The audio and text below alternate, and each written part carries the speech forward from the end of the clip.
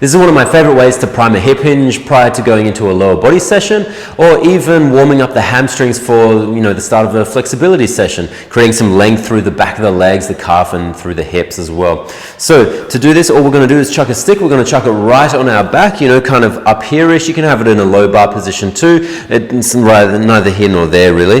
Then I want you to think keeping the feet in line with the hips the whole time. So not too close, not too wide either. Yeah, just feet directly underneath the hips. From there, my cue is always going to be starting with the front heel in line with the big toe of the back leg. I'm going to straighten the front leg, bend the back knee, and then allow myself to hinge forward from the hips. Now, as I come down, I want to make sure that the weight isn't all in the heels or the weight isn't all in the toes. It's kind of evenly distributed through both feet.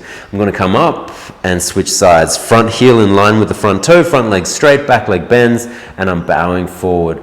And then I'm just going to simply move in and out of this. You can notice I kind of have a relaxed grip on the stick. It's not terribly important.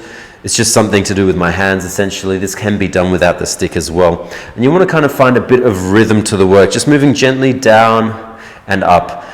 Now, the last thing I'll touch on here as well is that because I am trying to move through the hips and create length through the hamstrings primarily, that means that as I go through, look at this, as I come down, I'm not going to go so far that my upper back starts bending here. I want to keep that chest somewhat lifted, or the spine neutral, the neck long. Yeah, I want to think spine long, neck long, and just allow that hinge to come primarily from the hips. If you don't have a stick, no problem.